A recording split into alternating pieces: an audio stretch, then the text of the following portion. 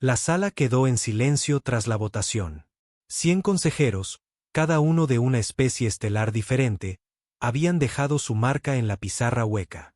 El recuento final parpadeaba en un rojo intenso, 97 a favor. 3 en contra. La Tierra había sido marcada para la invasión. El consejero Take, del dominio Barn, se reclinó, sus mandíbulas se contraían con presuntuosa satisfacción. Simios primitivos con delirios de grandeza, masculló. Caerán en menos de un ciclo. Sus planetas son ricos en hierro, uranio y acceso geotérmico. Dejemos que griten mientras lo explotamos hasta agotarlo. Nadie en la cámara discrepó. Al menos, no en público. La entrada de la Tierra en el radar galáctico había llegado demasiado tarde. Su señal, transmisiones crudas y desesperadas de cultura, guerra, música y violencia, solo había sido detectada hacía una década. La mayoría de las especies asumieron que todavía estarían luchando con metales afilados o haciéndose pedazos en inútiles disputas internas. Una especie demasiado emocional, demasiado inestable, demasiado humana. Sin embargo, lo que el Consejo no tuvo en cuenta era lo que hacía peligrosos a los humanos. No eran sus armas. Esas estaban obsoletas. No eran sus naves. Apenas habían alcanzado el viaje interestelar. Era algo más antiguo, algo primordial. 12 días después de la votación del Consejo, una sonda de sigilo entró en la órbita de la Tierra. Sin transmisiones, solo recolección de datos. Fue derribada en menos de 8 minutos. Un misil, frío, rápido, brutal, sin ninguna advertencia. Nunca recuperaron los restos. A bordo del buque insignia, el acorazado Corán, estacionado en un punto oculto del sistema solar detrás de Júpiter, el general Buck observaba los escaneos planetarios con una arrogancia casual.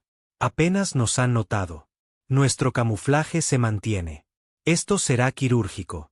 Su ayudante, un joven Tari llamado Breen, se aclaró la garganta. Señor, hay algo extraño. Han lanzado 2 naves desde la superficie. Pequeñas, rápidas, sin registro en nuestros archivos.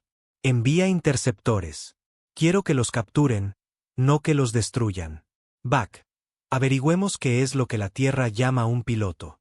No lo dijo, pero sentía curiosidad. Curiosidad por ver cómo era el coraje desde el interior del cráneo de un mono.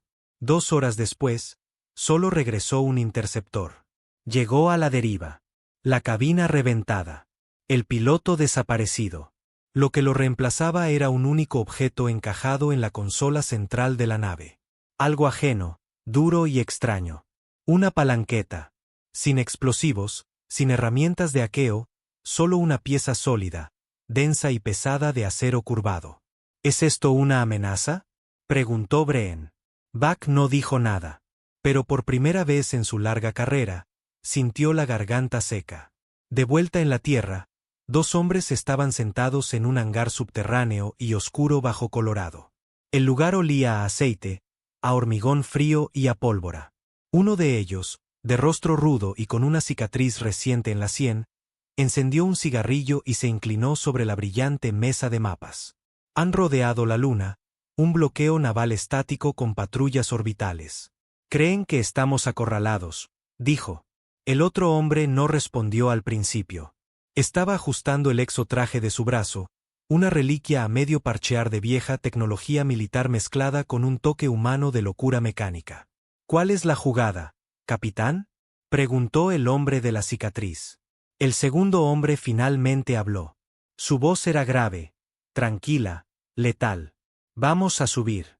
Nos matarán antes de que salgamos de la órbita. No si les hacemos pensar que solo somos naves de carga. ¿Y cuándo nos escaneen? El capitán sonrió con suficiencia. Para entonces, ya no estaremos ahí. Pulsó un interruptor. La mesa de mapas cobró vida, mostrando el acorazado, con sus motores inactivos, posicionado justo más allá de Marte. ¿Quieren ver lo que la humanidad puede hacer?, dijo. Entonces, recordémosles por qué la Tierra nunca ha sido conquistada.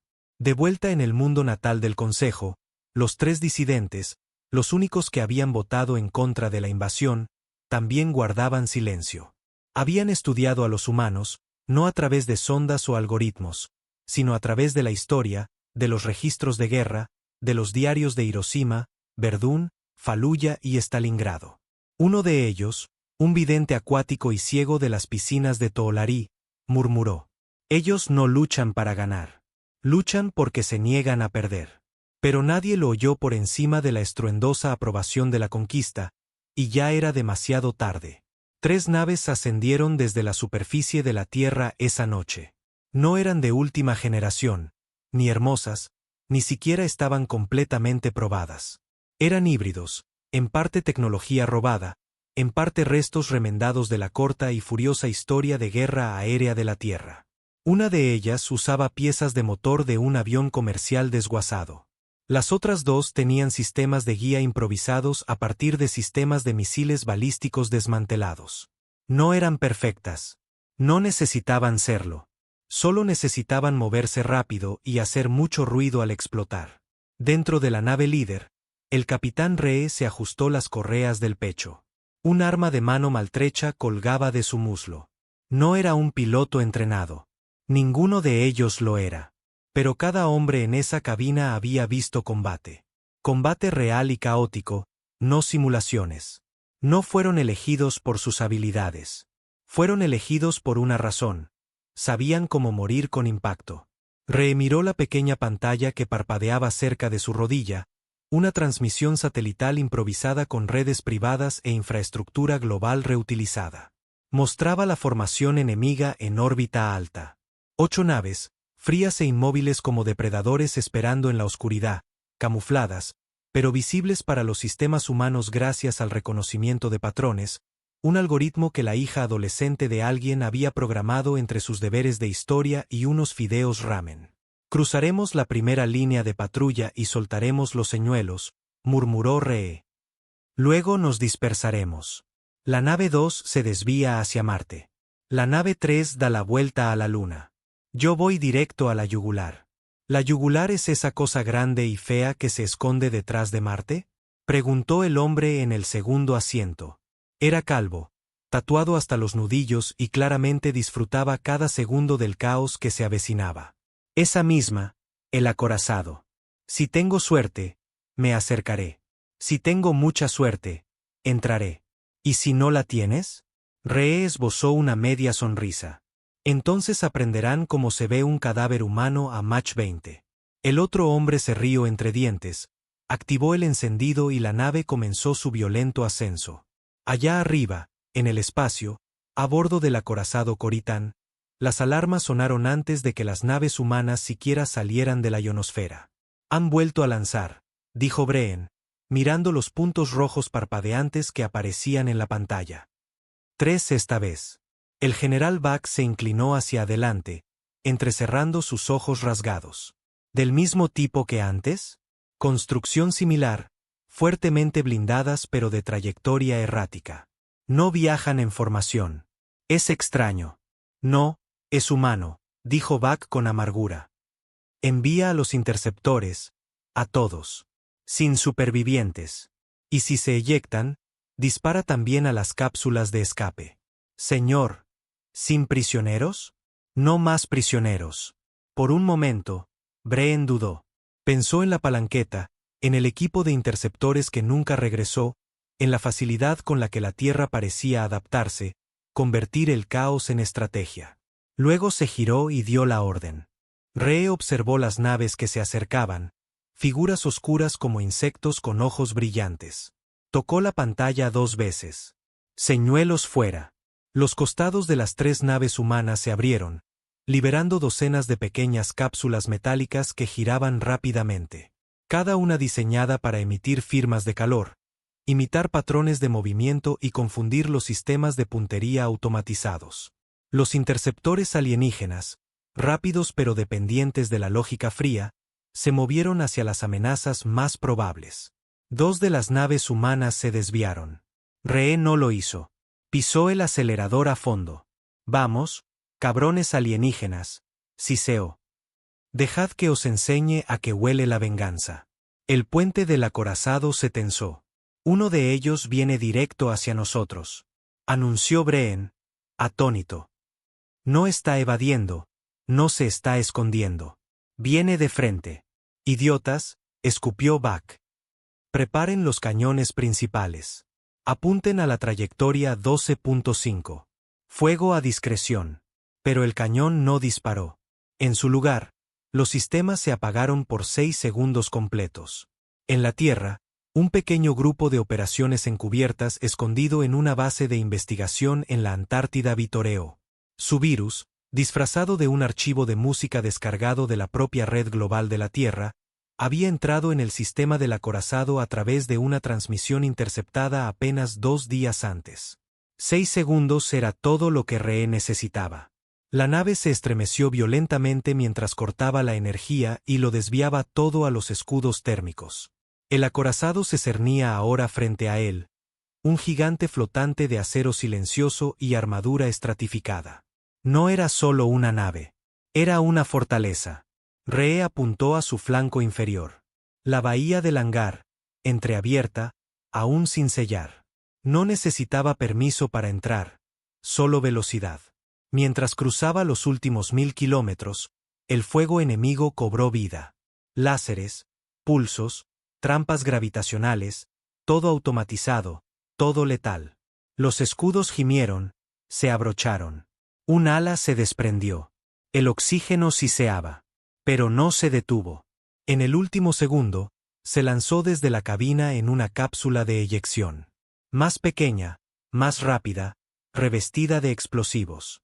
Atravesó el escudo del hangar y se estrelló contra la pared como un cometa. Dentro del acorazado, el caos estalló.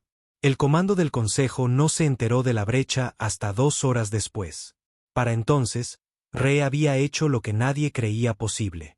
No mató al acorazado. No destruyó su flota. Hizo algo mucho peor. Los humilló. Usando solo tecnología rescatada y pura improvisación, desactivó sus motores, robó mapas estelares encriptados y provocó una reacción en cadena en su bahía de almacenamiento de combustible. No hizo estallar la nave.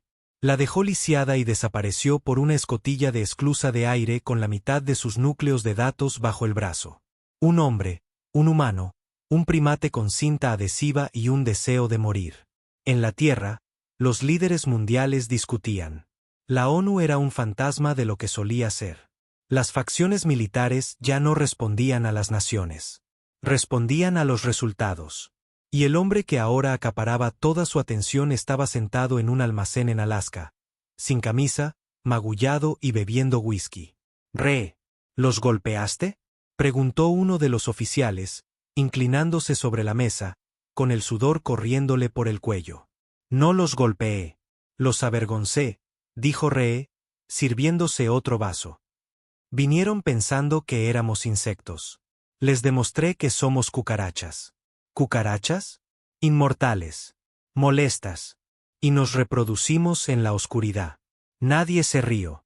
Uno de los estrategas más jóvenes se inclinó hacia adelante. Tomarán represalias.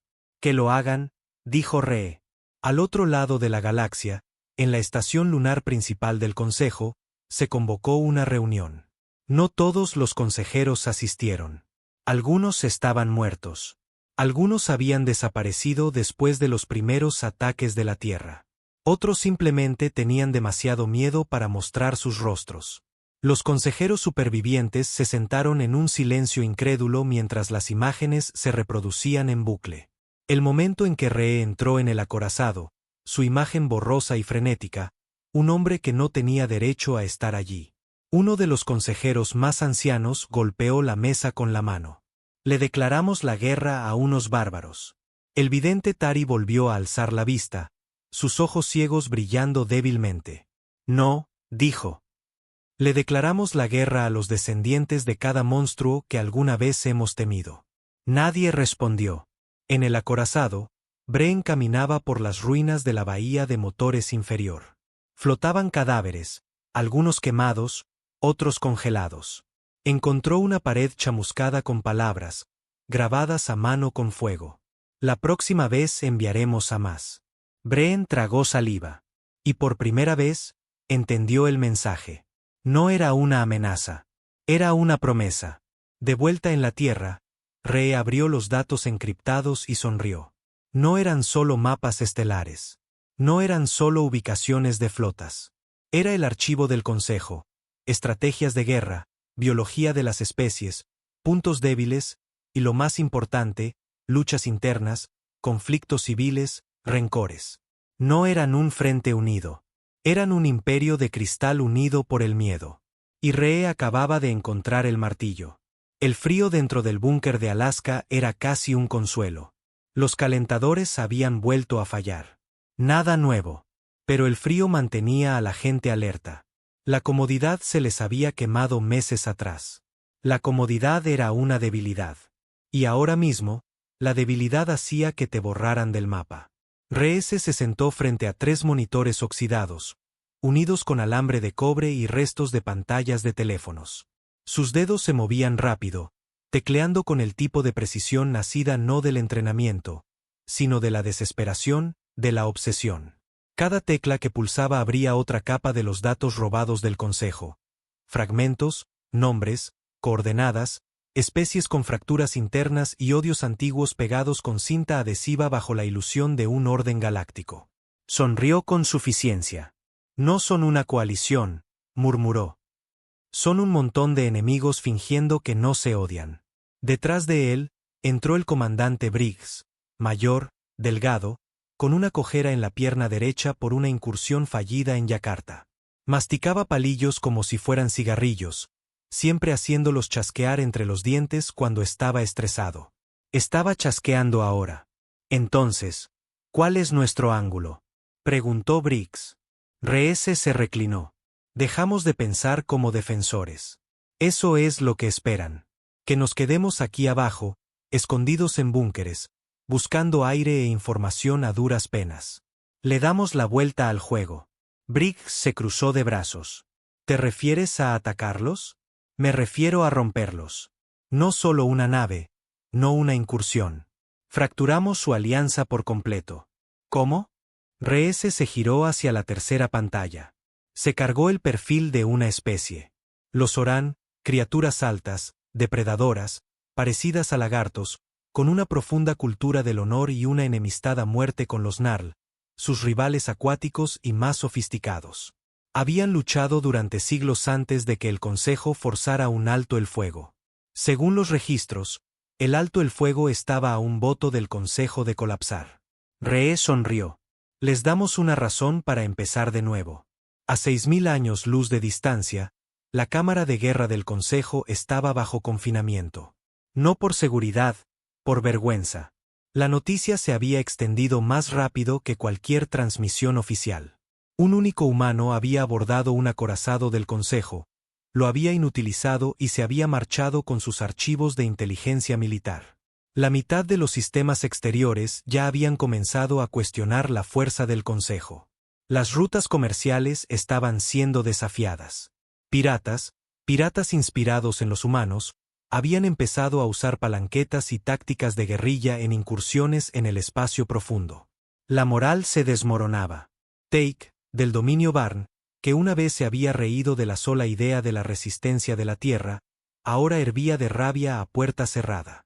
Su especie había sido la que más había sufrido desde la brecha. 2 depósitos de suministros desaparecidos, una embajada incendiada. Primitivos, gruñó. Creen que esto demuestra superioridad. Que un solo hombre puede avergonzar al Consejo. Al otro lado de la sala, el vidente Tari se movió. No un hombre, dijo. Una idea. Los hicisteis desesperados. Les disteis un propósito. Eso es más peligroso que cualquier arma. Take lo señaló con una garra. Entonces borraremos la idea. Convertiremos la Tierra en cristal. Sin prisioneros, sin mensajes. Pero el presidente del Consejo negó con la cabeza. Era un insectoide estoico y frágil cuya calma había mediado la paz entre 4 sistemas en guerra. Ahora su voz apenas enmascaraba el miedo. La represalia no deshará esto. Si atacamos con demasiada fuerza, los sistemas exteriores se rebelarán. ¿Y entonces qué? Controlar la narrativa. Decir que la brecha fue un sabotaje interno, un traidor. Cualquier cosa. Take golpeó la mesa con su puño engarrado. Lo vieron. Escribió en nuestras paredes con fuego. Nadie respondió porque la verdad era peor que cualquier mentira. La humanidad había mostrado los dientes. En la zona negra, una región sin ley entre el territorio del Consejo y las estrellas neutrales, 3 naves camufladas emergieron del hiperespacio. Su insignia, ninguna. Su tripulación, toda humana. Ree estaba al mando de la nave líder. No era su primer mando, y no sería el último. Su misión no era la destrucción. Era la seducción. Un equipo de asalto liderado por Briggs había sido enviado a un puesto de avanzada Zoran disfrazados de inspectores del Consejo. Llevaban escamas artificiales, imitaban la postura, incluso descargaron patrones de habla. No necesitaban engañar a los Zoran, solo empujarlos. Un mensaje cuidadosamente filtrado, un video manipulado, una llamada fabricada entre naves de mando Narl burlándose de los Zoran, afirmando que los humanos eran sus perros, armas con correa. Fue suficiente. El general Zoran ladró una orden. Volvemos a la guerra.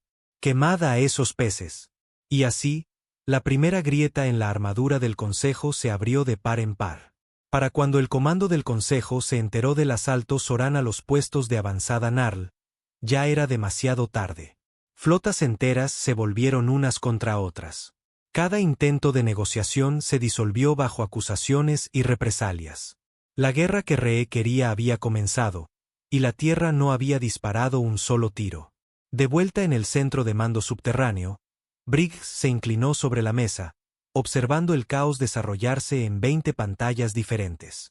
Esto es una locura, dijo, casi incrédulo. Ree no levantó la vista. No, esto es equilibrio. Hemos estado luchando por sobrevivir. Ahora ellos luchan entre sí para mantener el poder. Se están desangrando por dentro. Briggs gruñó. Te das cuenta de que tarde o temprano sabrán que somos nosotros. Ree finalmente se giró. Sus ojos eran duros ahora, más fríos que el hielo del Ártico sobre ellos. Que lo sepan. Mientras el Consejo se esforzaba por estabilizar su poder, la Tierra cambió. Los búnkeres se convirtieron en campos de entrenamiento, los laboratorios abandonados fueron resucitados. Naciones que una vez se odiaron ahora canalizaban todo lo que tenían a una sola causa, la venganza. Por cada satélite que el Consejo destruía, la Tierra lanzaba 2 más. Por cada nave humana derribada, 3 se levantaban en su lugar. Dejaron de esperar a ser invadidos. Dejaron de reaccionar. Empezaron a cazar. Ree estaba solo en un hangar, observando cómo se construía la próxima generación de naves humanas. Todavía eran toscas, metal soldado a mano, sistemas manejados por cables en lugar de código. Pero cada una de ellas llevaba algo que el Consejo nunca podría fabricar. Determinación. Un joven ingeniero se acercó con una tableta de datos. Señor, el prototipo del disruptor de núcleo M está en línea. Apagará cualquier escudo del Consejo dentro de su alcance. Ree asintió. Bien. Mantén el pulso sucio. Quiero que fría sus computadoras. Que lo sientan. Sí, señor. ¿Y el mensaje?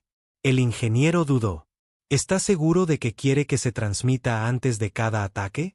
Ree se giró hacia él, su voz como grava. Palabra por palabra. El ingeniero asintió. El mensaje era simple. Esto es la Tierra. Vinisteis a por sangre. Ahora nosotros venimos a por la vuestra. A través de la galaxia, los sistemas del Consejo comenzaron a apagarse. El comercio se detuvo. Las alianzas se fracturaron. La guerra se extendió. Y en las sombras, los humanos se movían como fantasmas, invisibles, libres, despiadados. En una luna de suministros del Consejo, un transporte que llevaba a más de 2000 soldados explotó a mitad del lanzamiento. Los investigadores encontraron la causa, un explosivo incrustado en una caja de comida etiquetada como raciones humanitarias. Una trampa, un mensaje. Y dentro de las ruinas, arañada en las paredes, otra frase. Aprendemos rápido. Ree estaba de pie sobre un mapa cubierto de puntos rojos. Cada uno marcaba un sistema golpeado por manos humanas. Algunos eran ataques directos. Otros eran sabotajes. Unos pocos eran susurros que se convirtieron en guerras civiles. Briggs también lo miraba, con los brazos cruzados. Estamos ganando. Ree negó con la cabeza. Todavía no. Aún piensan que somos un error. Un virus. Algo que pueden limpiar. Entonces, ¿qué hacemos? Ree miró el punto más grande, el planeta capital del Consejo. Les mostramos que no somos un virus, dijo. Somos la evolución. Lo llamaron Operación Vena Negra, y nadie que se alistó esperaba volver. El objetivo no era un puesto de avanzada cualquiera. Era Marat IV, el corazón logístico de la cadena de suministro del anillo interior del Consejo. Era una fortaleza del tamaño de una luna que orbitaba la estrella moribunda de Ivos, protegida por torretas superpuestas, flotas automatizadas y una vigilancia tan estricta que ni el polvo de los asteroides podía pasar sin activar las alarmas. Ningún humano se había acercado jamás, y por eso Ree la eligió.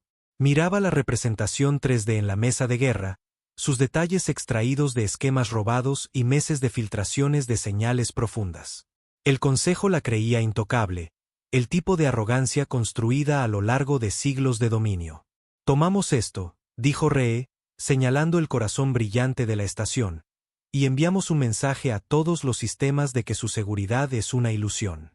La sala quedó en silencio, no porque dudaran de él, sino porque sabían que lo decía en serio. Ree viajaba a bordo del Bright, una nave de desembarco sigilosa forjada a partir del esqueleto de una fragata del Consejo derribada y soldada en un hangar siberiano por exmineros y antiguos criminales de guerra. No era bonita. No estaba limpia. Era perfecta. Dentro, la tripulación era mínima. Un equipo esquelético de 12 hombres. Sin rangos, sin ceremonias, solo asesinos, ingenieros y fantasmas sin nada que perder. Junto a Ree se sentaba Merrick, un ex experto en demoliciones con un solo ojo, una muñeca fusionada y el nombre de su hijo muerto tatuado en la garganta. «¿Sabes que esto es un suicidio?», dijo Merrick mientras se abrochaba el cinturón. Ree ajustó su arnés. «Sí. ¿Y estás de acuerdo con eso?». Ree no respondió, solo miró por el visor las estrellas que parpadeaban como dioses indiferentes. No estaba de acuerdo con ello. Estaba listo para ello. El descenso al espacio de Ivos fue limpio, mucho más limpio de lo que nadie esperaba. La red de vigilancia automatizada se cayó durante exactamente 4.7 segundos, gracias a un virus que la Tierra había introducido en un buque mercante 7 meses antes. Estaban dentro del sistema antes de que el Consejo se diera cuenta de que una nave había roto el perímetro. Ree estaba detrás de Merrick, observando cómo la estación Marat se alzaba delante como una ciudad muerta en órbita. Las luces parpadeaban en su parte inferior. Pequeñas naves de defensa se movían en círculos perezosos, confiadas en que nada de la Tierra se atrevería a acercarse tanto de nuevo. «Ponnos en caída libre», dijo Ree. «¿Hablas en serio? Hazlo». Los motores del Bright murieron a la deriva. A partir de ese momento, eran solo basura espacial. Otro trozo de escombro dirigiéndose a la zona de basura cerca de las cubiertas inferiores. La nave gimió, el metal chirrió mientras la entrada atmosférica rozaba la burbuja del escudo de la estación. Para cuando el Consejo lo detectó, ya era demasiado tarde. Aterrizaron como un virus en una herida. Silenciosos, desapercibidos y letales. Ree se movió rápido por los pasillos de mantenimiento inferiores. Cada pasillo apestaba a antiséptico y metal. Las luces eran demasiado limpias, el aire demasiado estéril. Se sentía como caminar por los huesos de algo antiguo y enfermo. No hablaron. Cada segundo importaba.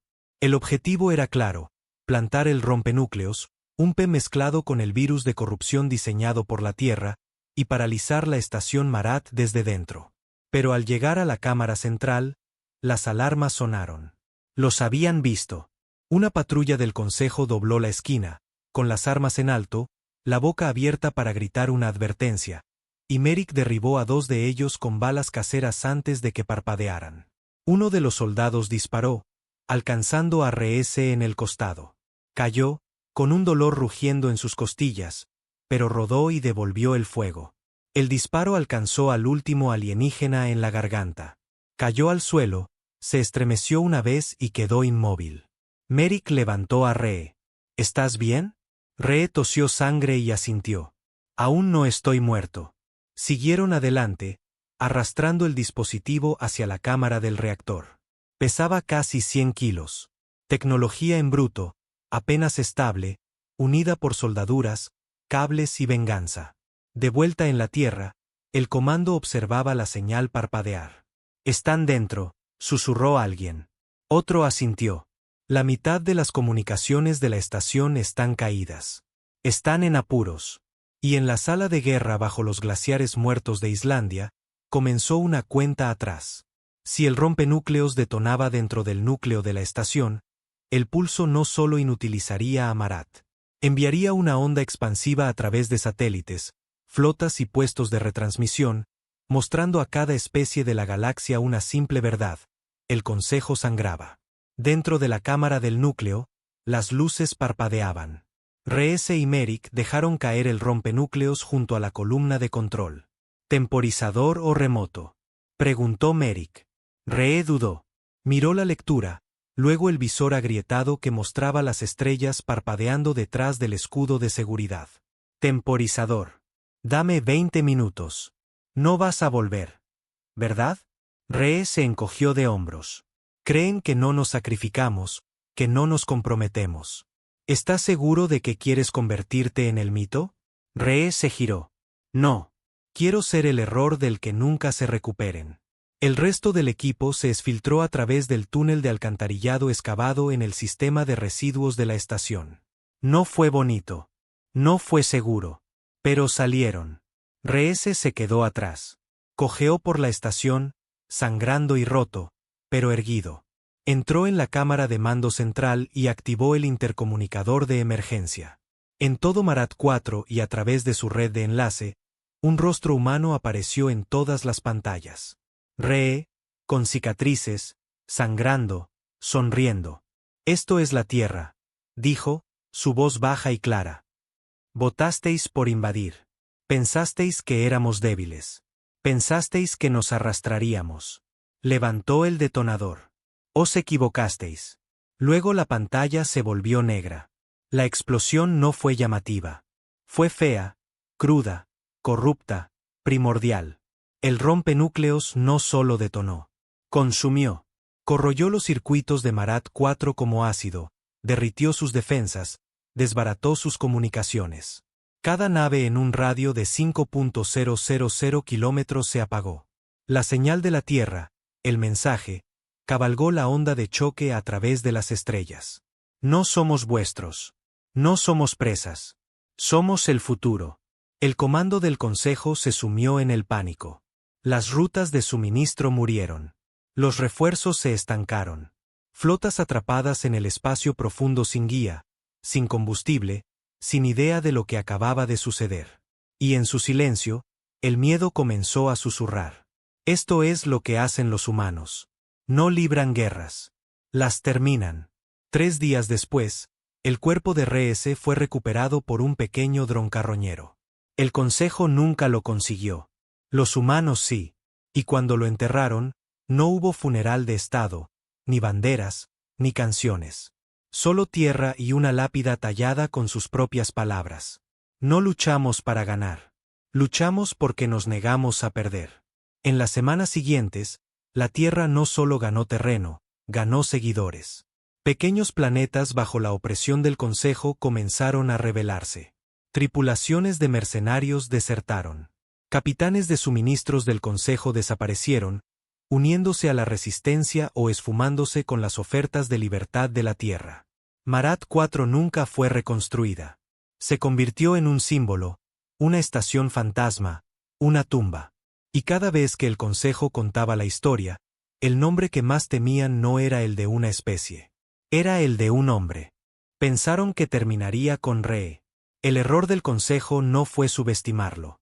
Fue asumir que él era la cima de la resistencia humana, que su muerte asustaría al resto y los haría volver a esconderse bajo tierra como alimañas asustadas.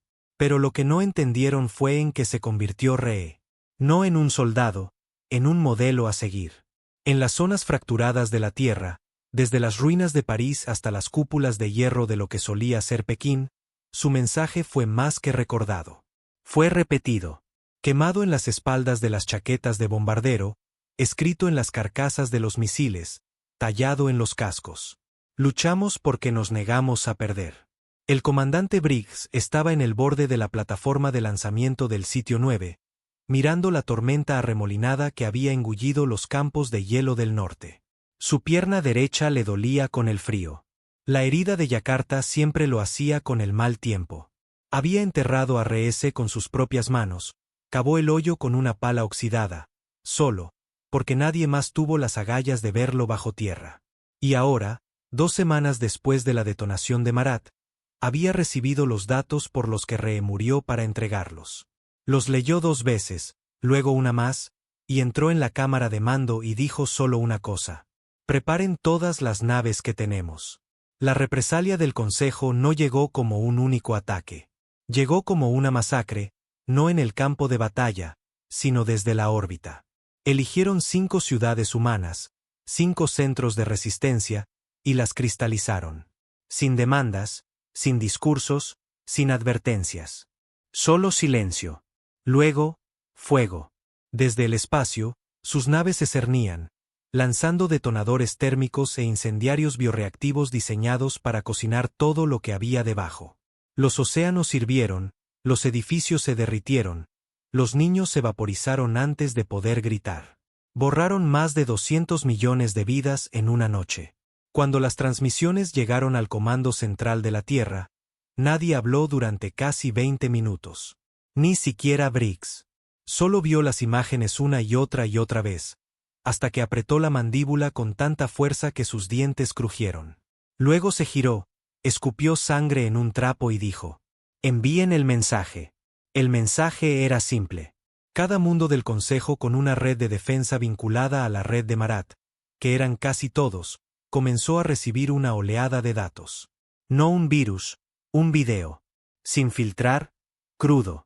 Mostraba una de las ciudades cristalizadas. Un dron con cámara flotando bajo, grabando hileras de cuerpos carbonizados y piel derretida. Una niña aferrando una muñeca fusionada a su mano.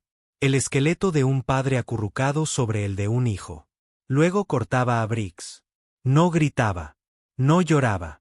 Miró a la cámara como si le debiera dinero. Esta fue vuestra respuesta al desafío, dijo.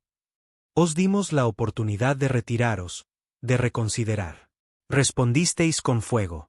Hizo una pausa. Ahora respondemos nosotros. Briggs tomó la flota Omega, el primer verdadero grupo de batalla ofensivo de la Tierra, y se abrió paso a través de los sistemas exteriores como una cuchilla oxidada. Las naves no eran elegantes. Eran monstruos construidos con rabia y satélites rotos. Cada una de ellas pintada con grafitis y cicatrices de 1000 guerras antiguas. Su nave insignia fue rebautizada como el Fantasma de Ree. Y el primer objetivo no fue militar. Fue simbólico, un mundo del Consejo llamado Sora Prime, hogar de sus archivos históricos, museos, arte y los registros genéticos más antiguos de cada especie de la Alianza. Briggs ordenó la aniquilación total. No dejéis ni edificios, ni monumentos, ni datos. Que no recuerden nada más que la pérdida. Lo bombardearon durante 7 horas seguidas. Para cuando dejaron la órbita, no quedaba ni un solo metro cuadrado de historia. Solo ceniza negra. En toda la galaxia, los ciudadanos del Consejo entraron en pánico. Los humanos siempre habían sido subestimados, pero esto ya no era una rebelión. Era una furia estratégica, y era contagiosa.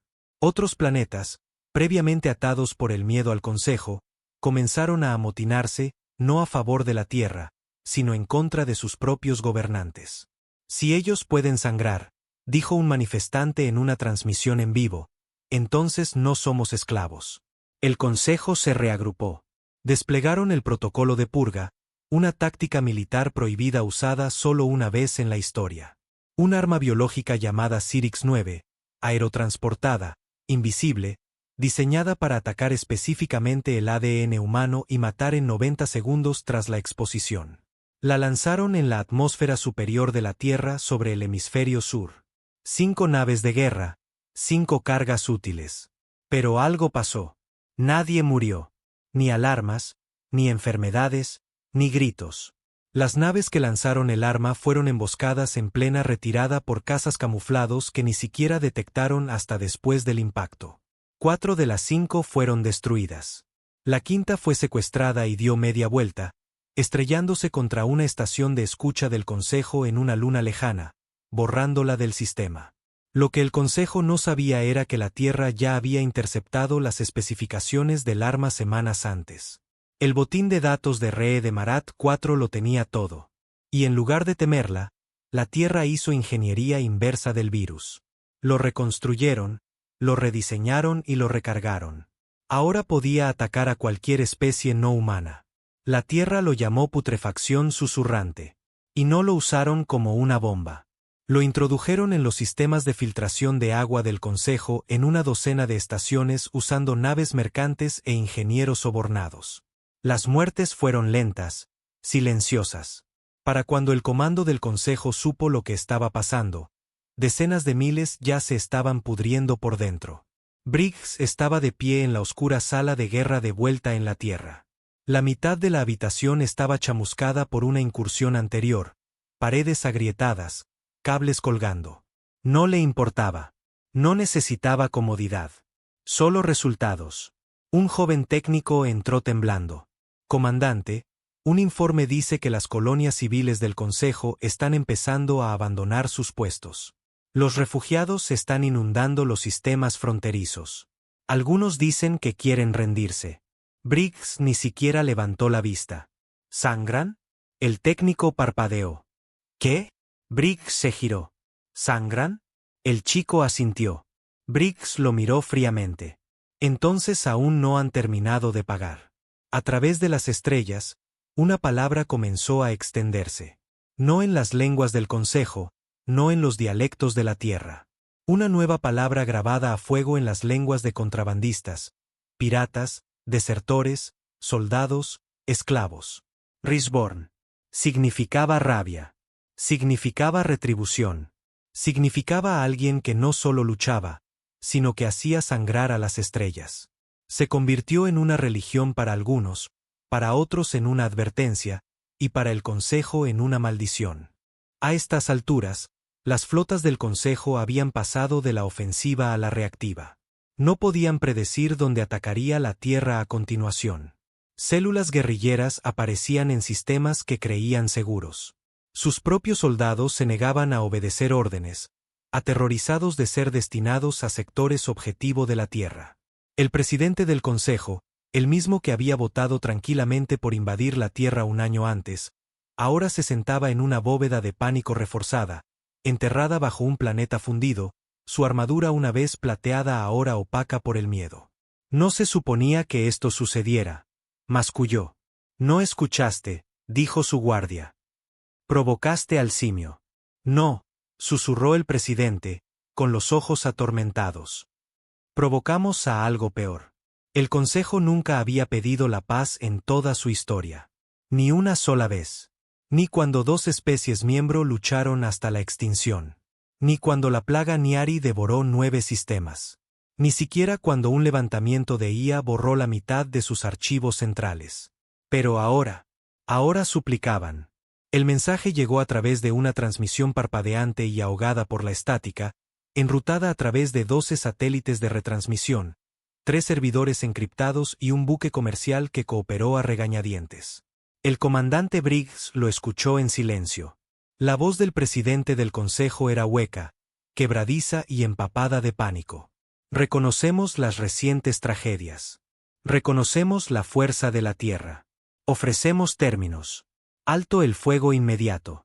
Retirada total de la presencia del Consejo de Sol y sectores adyacentes. Las reparaciones pueden ser negociadas. Briggs no parpadeó. Miró la pantalla con el mismo rostro que tenía en la tumba de RS.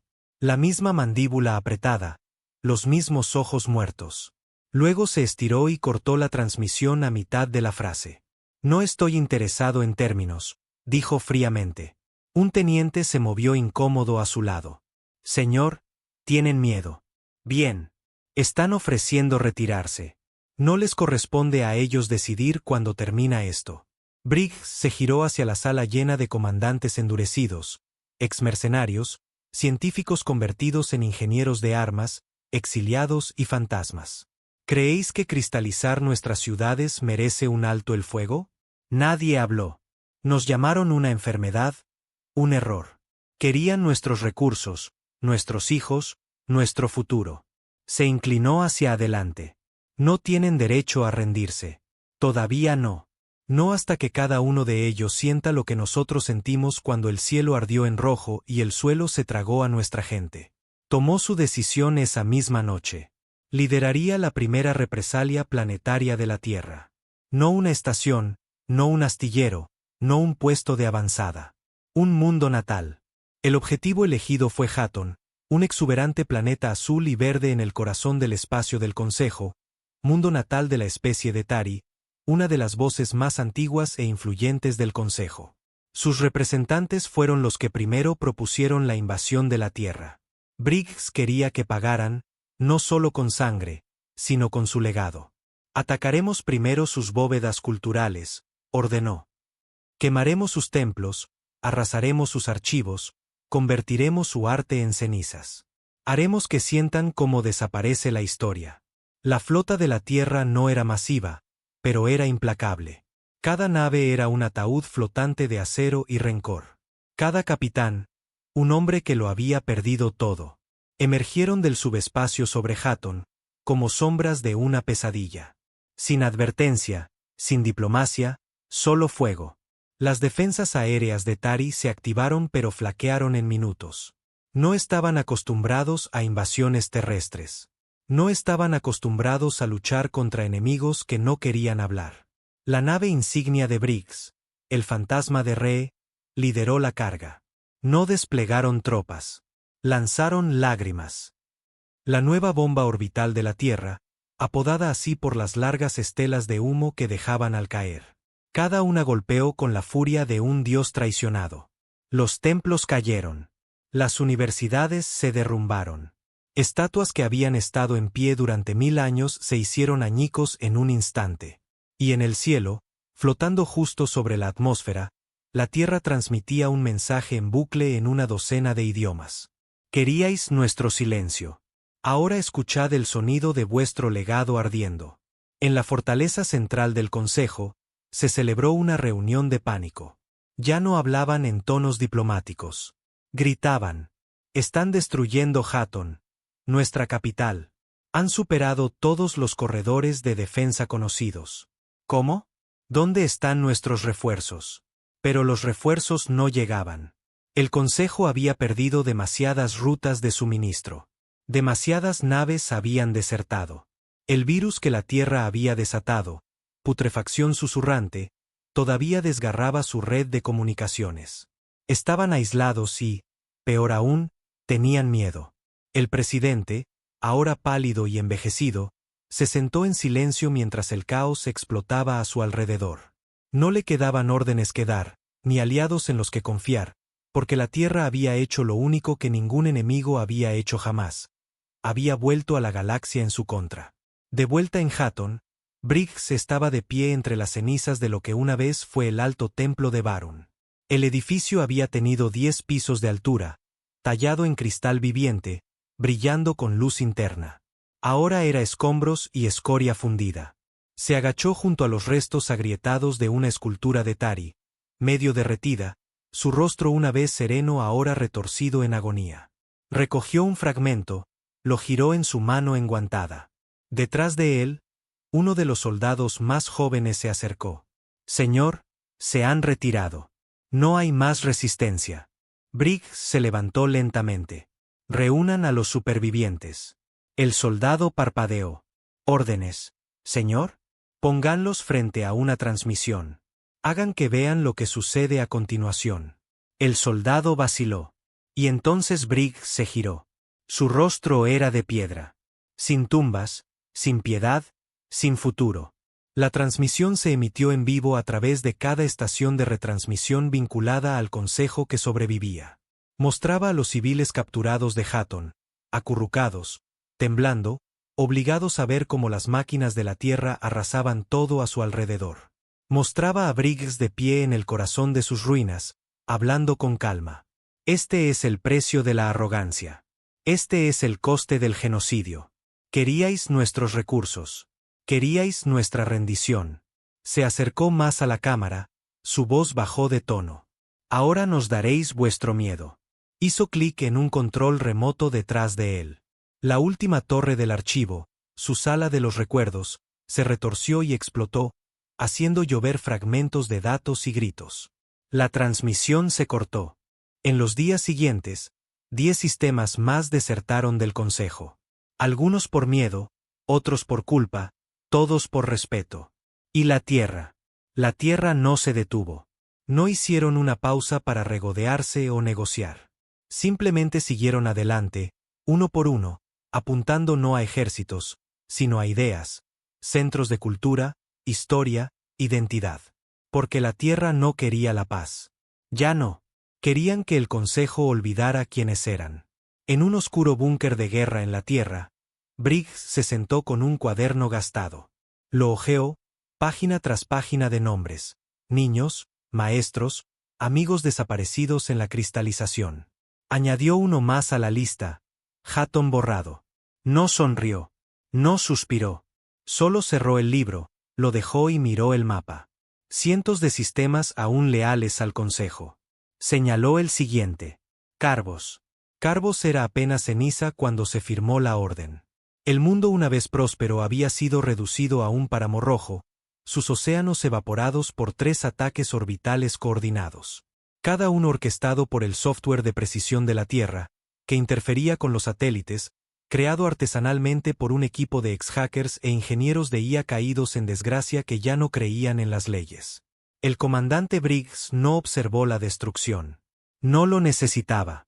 Simplemente miró el siguiente punto rojo en el mapa, uno de cientos, y lo rodeó con un trozo de carbón tomado de las ruinas de una escuela quemada de la Tierra. El oficial a su lado, más joven y todavía fingiendo que la esperanza importaba, finalmente habló. Señor, la inteligencia sugiere que el Consejo está intentando algo no convencional. No militar. Briggs levantó una ceja. Asesinato, dijo el oficial en voz baja. Han contratado a alguien, un equipo por contrato. Briggs se burló. Creen que cortando la cabeza se acaba la tormenta. Creen que eres el único que mantiene esto unido. Se equivocan.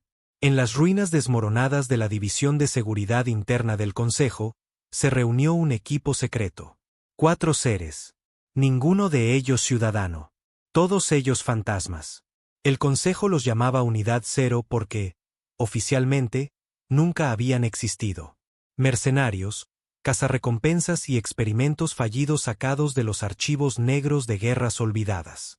Su objetivo, Briggs, el humano más buscado de la historia galáctica. Recompensa por la prueba de su muerte, el valor de 7 mundos del Consejo en créditos. Pero no lo hacían por dinero. Lo hacían porque les dijeron que era un mito, y no creían en los mitos. Briggs sabía que vendrían eventualmente. No se inmutó.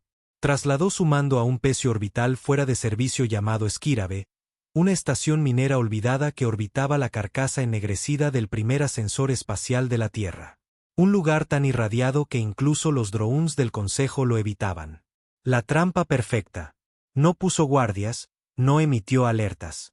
Solo esperó. Llegaron en silencio. Sin fanfarrias, sin explosiones. Solo 4 figuras con armaduras negras de vacío moviéndose por los pasillos como sombras con armas fusionadas a sus huesos. Su lenguaje no era hablado. Era pensado.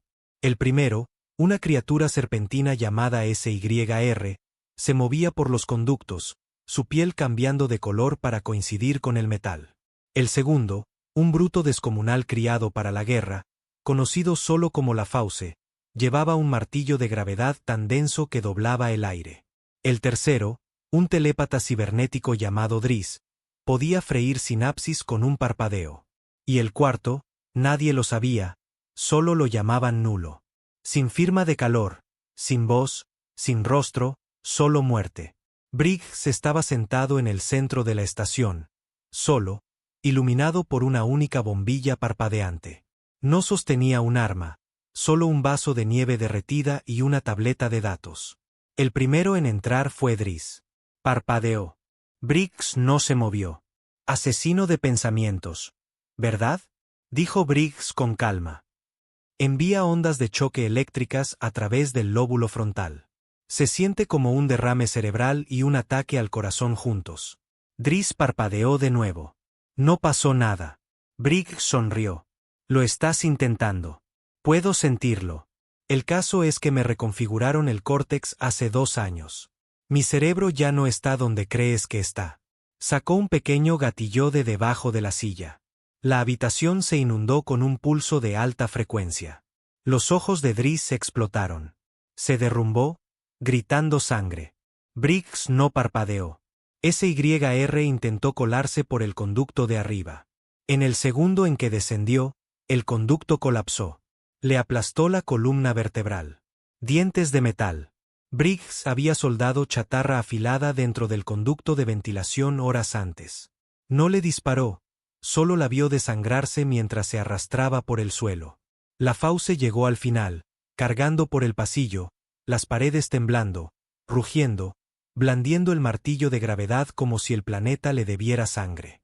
Briggs se quedó quieto hasta que el suelo del pasillo bajo la fauce cedió. Cayó 30 metros en un túnel del reactor. Cuando salió, quemado y cojeando, Briggs lo recibió con una palanqueta. La palanqueta de Ree. Rompió el cráneo antes de romper el hueso. La fauce no gritó. Cayó. Nulo nunca apareció. Briggs sabía por qué. Nulo ya estaba muerto. Había envenenado el aire en la lanzadera antes de que aterrizaran. Mató al fantasma antes de que la misión siquiera comenzara. Briggs se sentó solo de nuevo. 4 cuerpos en silencio. Sin alarmas, sin aplausos. Solo guerra. De vuelta en la tierra, cuando la noticia llegó a las fortalezas subterráneas, los soldados no vitorearon. No levantaron los puños ni bebieron para celebrar. Solo asintieron. Porque en la nueva guerra de la tierra, la supervivencia no era una victoria. Era la expectativa. Briggs miró por el visor agrietado de Esquírabe. Las estrellas parpadeaban como si estuvieran observando. Volvió a coger la tableta de datos. El siguiente objetivo parpadeaba en rojo. Un sistema llamado Cuna de Caterín, un mundo de cría del Consejo donde criaban a la próxima generación de líderes, diplomáticos, estrategas. Donde a los jóvenes se les enseñaba que la Tierra era un error, una mancha, un accidente. Briggs tocó la tableta. Luz verde. Aprobado. Pero esta vez, la Tierra no solo atacaría con bombas. Atacarían con algo nuevo. Algo masivo. Goliat. Goliat nació de los últimos bocetos de Ree. Planos encontrados en un diario dañado recuperado de su lugar de accidente original. Una máquina orbital del tamaño de una luna pequeña. No diseñada para disparar, no para matar, sino para aplastar. Caer desde la órbita, borrar el concepto de geografía. Cuando golpeara, no explotaría. Enterraría el legado de un planeta en su propio suelo. Construido en órbita alrededor de Marte durante 7 meses, Goliat fue construido en silencio, oculto detrás de bloqueadores de comunicaciones y camuflajes visuales. Cada pieza transportada por nave sin marcar desde la red subterránea de la Tierra. Solo una docena de personas lo habían visto. Aún menos creían que alguna vez volaría. Briggs estaba debajo de él ahora, mirando hacia arriba. Lo quiero apuntando a la cuna de Caterín. El ingeniero a su lado vaciló. Señor, ese mundo no tiene armas. Es educativo, civil. La mandíbula de Briggs se crispó. Su voz era de hierro. Criaron a los monstruos que cristalizaron a nuestros hijos. Entendido. El consejo suplicó de nuevo, esta vez con urgencia. Nos rendimos, dijo finalmente el presidente. Admitimos la derrota. Nos disolvemos.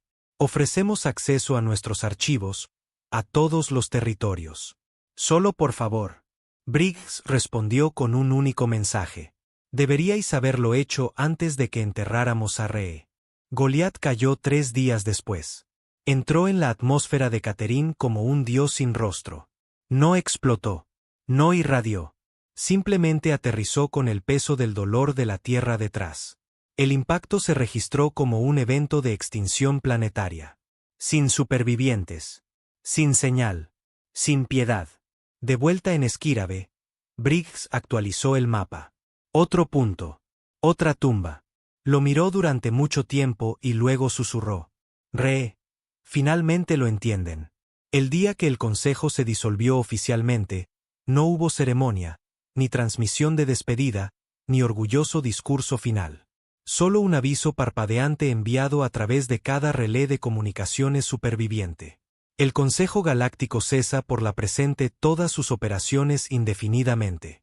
Las especies miembro pueden buscar una gobernanza independiente. La Tierra no debe ser provocada. Eso fue todo.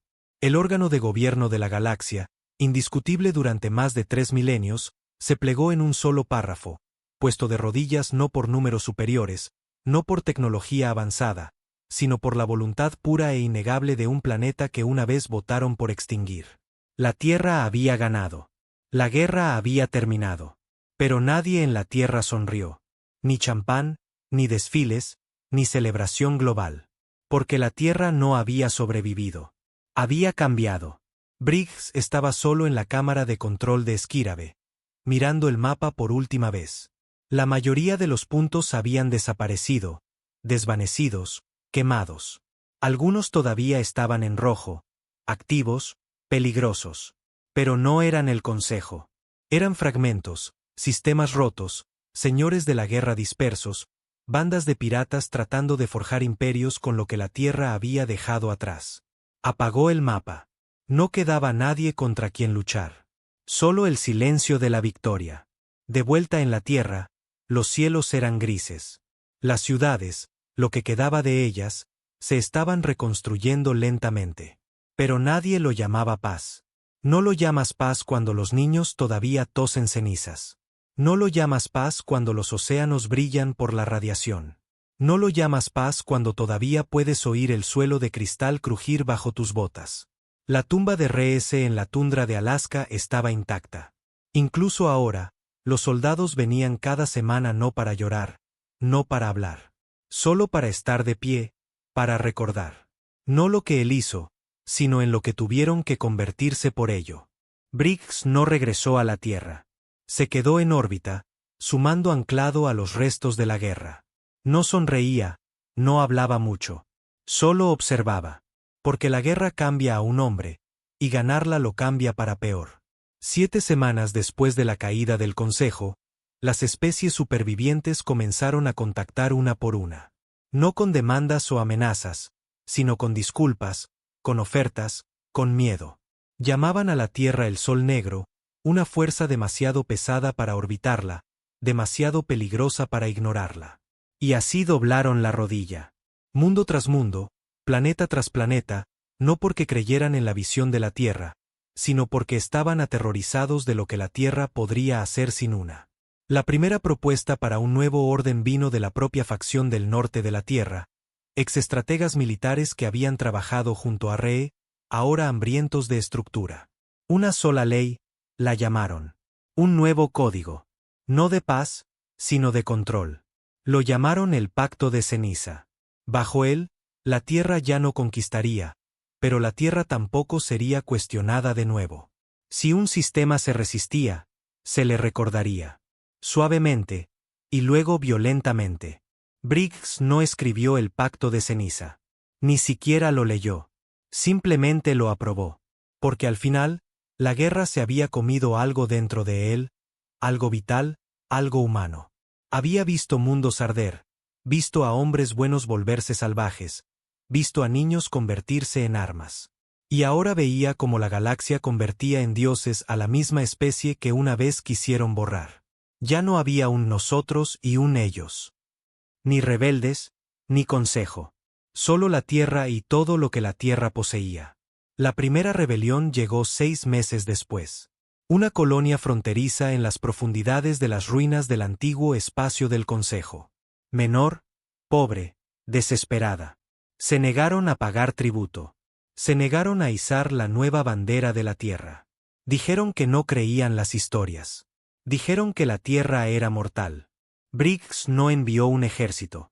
Envió una transmisión. Solo imágenes. Marat 4. La palanqueta de Re. El momento en que Goliat golpeó la cuna de Catherine. Al anochecer, los líderes de la colonia se rindieron. A la mañana siguiente, habían desaparecido, sus ciudades arrasadas no por naves de guerra, sino por terraformadores diseñados para borrar la arquitectura hasta el suelo. Esa era la nueva guerra. No se libraba. Se imponía. Con el tiempo, la Tierra se convirtió menos en un nombre y más en un concepto, una advertencia, un mito. Susurros pasaban en la oscuridad de las estaciones espaciales. No desafíes al sol negro. No hagas que la Tierra te mire 2 veces. No pronuncies el nombre de Re a menos que estés dispuesto a sangrar por ello. Pero no todos los humanos estaban orgullosos. Algunos habían comenzado a fracturarse, a cuestionar el legado que estaban construyendo. Veteranos, en su mayoría, los que recordaban cómo era antes de que el cielo cayera. Los que recordaban los rostros de los muertos. Algunos rechazaron el pacto de ceniza. Otros desaparecieron en el vacío. Había rumores de una flota oculta, excomandantes terrícolas renegados, exsoldados construyendo su propio santuario más allá del borde. No por odio a la tierra, sino por tristeza. Porque en el fondo sabían, Re no murió para que la tierra se convirtiera en lo que odiaba. Briggs oyó los rumores. No actuó.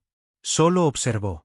Porque una parte de él, enterrada bajo la rabia y años de guerra, todavía susurraba que tal vez tenían razón, que tal vez en algún lugar, Re habría trazado la línea. Pero ya era demasiado tarde.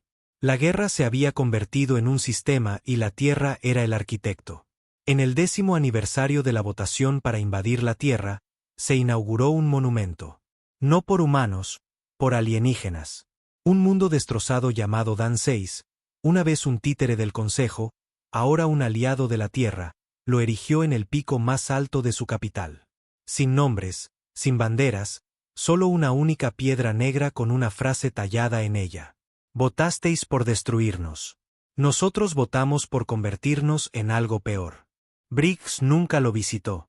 Murió 6 meses después, en silencio, solo en órbita. Sin ceremonia, sin funeral. Solo una nave a la deriva por el espacio, con las luces apagadas, y un mensaje en repetición. Reproducía la voz de Re, un fragmento recuperado de un registro de misión, deformado y deshilachado. No estoy aquí para ganar. Estoy aquí para asegurarme de que nunca olviden lo que somos. La Tierra no lo olvidó. La galaxia nunca pudo. Epílogo. Votaron por invadir la Tierra. Querían minerales, tierra, mano de obra. Lo que obtuvieron fue una especie que sangró y aún así se mantuvo en pie, que se arrastró fuera del barro con los huesos rotos y dijo, inténtalo con más fuerza. Obtuvieron fuego, ruina y silencio. Obtuvieron a Re. Obtuvieron a Briggs.